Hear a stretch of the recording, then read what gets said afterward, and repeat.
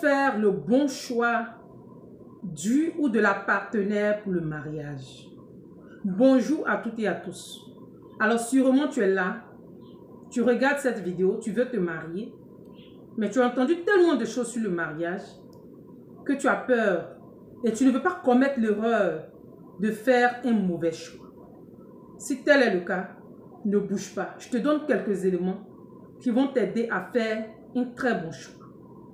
Alors si tu veux te marier, que tu réfléchis sur le choix du partenaire, tu te demandes, tu dis, ah, je veux choisir telle personne.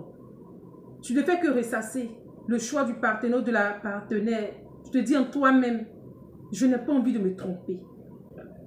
Tu veux savoir comment faire pour faire le bon choix. La première chose, il faut que tu te connaisses. Tu dois te connaître. Parce que lorsque tu te connais, tu sais dans quoi tu peux t'engager. Tu sais dans quoi tu ne peux pas t'engager. Tu sais avec qui tu peux vivre. Tu sais avec qui tu ne peux pas vivre. Je ne suis pas en train de dire que le conjoint, je veux dire la partenaire que tu auras choisi pour te marier, ou le partenaire que tu auras choisi pour te marier sera parfait. Non. Mais tu dois d'abord te connaître. Ça te permettra de prendre une personne, de choisir une personne qui se rapproche le mieux de tes attentes en termes de partenaire pour le mariage. Donc, connais-toi. Il faut que tu saches ce que tu aimes faire. Il faut que tu saches ce que tu n'aimes pas faire. Il faut que tu connaisses tes limites. Il faut que tu saches ce que tu es capable d'accepter, ce que tu ne peux pas accepter. C'est très important. Le deuxième élément, il faut que tu t'aimes. Il faut que tu t'aimes. C'est pourquoi il est nécessaire de se connaître. Parce que tu ne peux pas t'aimer tant que tu ne te connais pas. Tu dois t'aimer. Je le dis pourquoi. Parce que si tu ne t'aimes pas, que tu rentres dans le mariage, ça sera compliqué. Tu seras toujours sur ton conjoint, sur ton mari, sur ta femme. Tu seras toujours sur elle. Tu vas être très exigeant. Tu seras indépendant affectif. Et ton foyer pourra en pâtir. Parce que tu vas penser que c'est le conjoint qui est en face, qui doit tout faire pour te rendre heureuse. Qui doit tout faire pour te rendre heureux. Que s'il n'est pas là, tu ne peux pas être heureux. Donc c'est très important de t'aimer. La troisième chose, il faut que tu sois heureux ou heureuse avant de te marier. Quelqu'un va me dire, mais pourquoi? On se marie, c'est pour être heureux. Oui, je te le concède. On se marie, c'est pour être heureux. Mais si toi seul déjà, tu n'es pas heureux et que tu te maries uniquement, tu te dis que c'est quand tu vas te marier que le bonheur va venir, tu commets une grave erreur. Et tu risques de te réveiller un matin de ce rêve-là et tu seras déçu. C'est pour ça que les gens sont déçus de nos jours. Ils pensent que quand ils vont se marier, le mariage va régler tous leurs problèmes.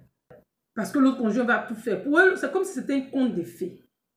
Je viens te dire, le mariage est un bonheur. Mais ce n'est pas un conte de fées.